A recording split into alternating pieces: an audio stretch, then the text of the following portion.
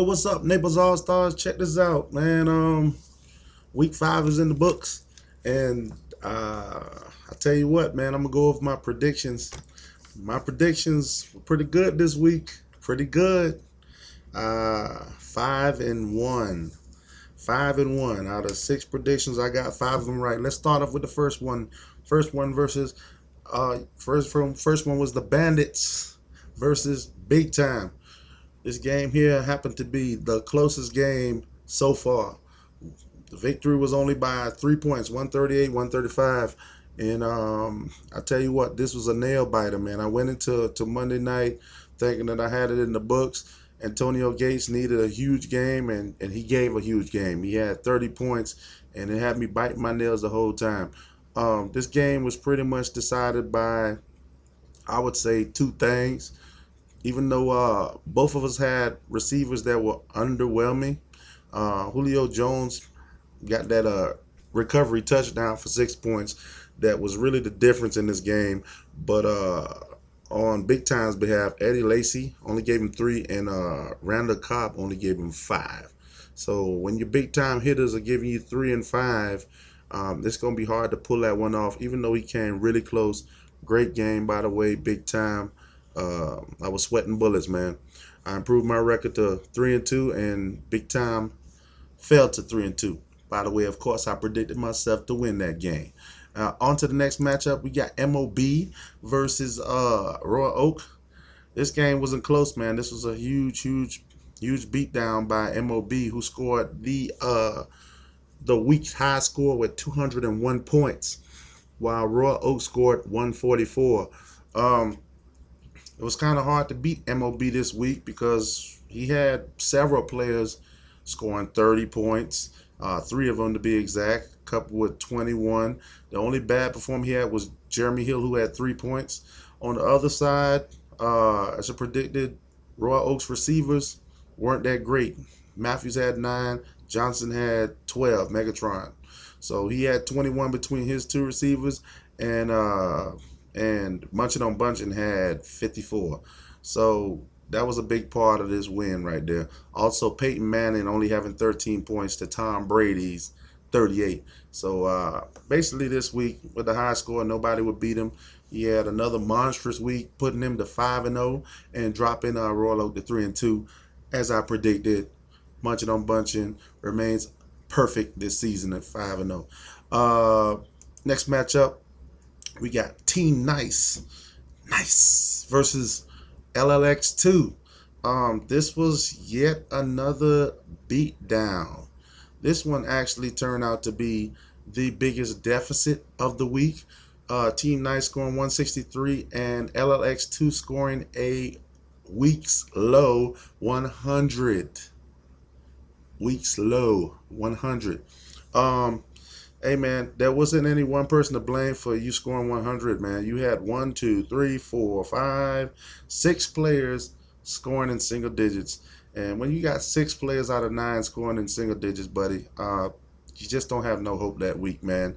I could say that Odell Beckham, Sanders had big games, Breeze had big games, so did Freeman. He had a monster game.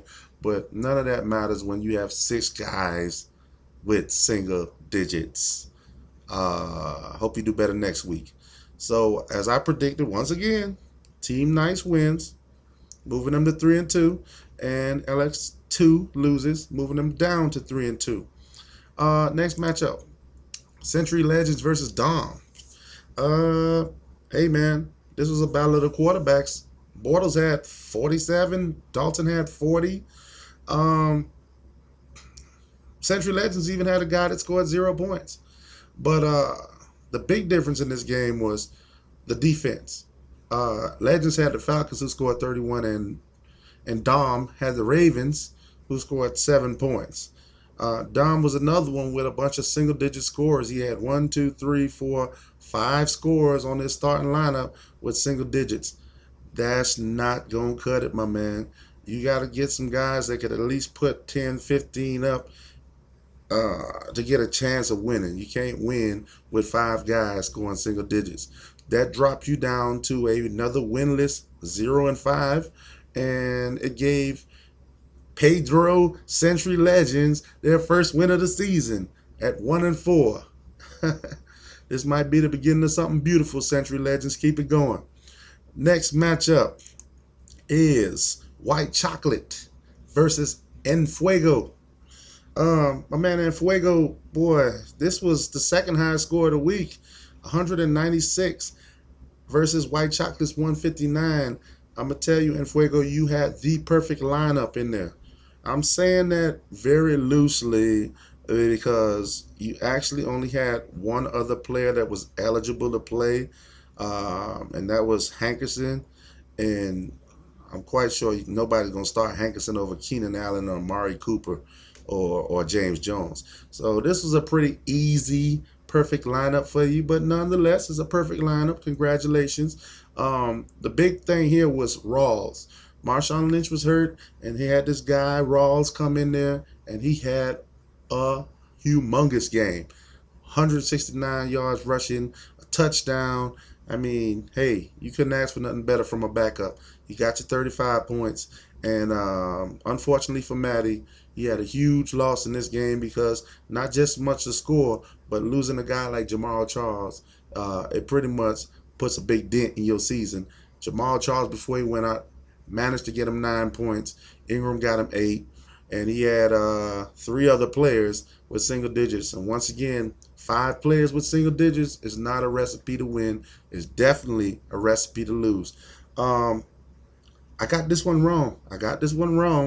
And I think mainly in part with Jamal Charles being out, but and T. Rawls stepping in. So I got this one wrong. Matty lost, dropping him to 4-1, and Fuego improves to 4-1. So they are sitting on top of the standings in that division. Last matchup, the Extractors versus Carolina Pride. Hey, listen, dude, change your name, man. Change your name. It can't be Carolina Pride after this week, man. I'm serious, dude. 0-5. You just can't have a name like Carolina Pride with an 0-5 record, dude. You got to change that shit. You had to change it. Extractors won 159 to 132, and this one was determined not so much by the great performances by the Extractors. He had a few good guys putting up some good points like Bradford 30, Forsett 32, Allen Robinson 27, Dion Lewis 22, but this was mainly about Carolina Pride team just dropping bombs left and right. Moncrief had 1 point. Charles Clay had 1 point. And your big hitter, your heavy hitter, Antonio Brown, for a second week in a row, went to a underwhelming, I say that word because I just love it. You'll hear me say that a lot. 9 points from Antonio Brown because, you know, Mike Vick is a quarterback and Mike Vick just don't throw the ball to him. But anyways, so you lost. Continuing your streak of losses, you're 0-5, and Extractors, congratulations to you, buddy. You got your first win of the season, and you 1-4, and I predicted that one. So, fellas, out of 6 predictions, like I said, I got 5 of them right and 1 wrong. So pretty good for my first time, man. What you think? Anyways, listen, I'll be back. This is the recap for week 5. I'll be back on Friday to make my weekly projections and predictions for week 6. So until then, remember, Bandits run this bitch.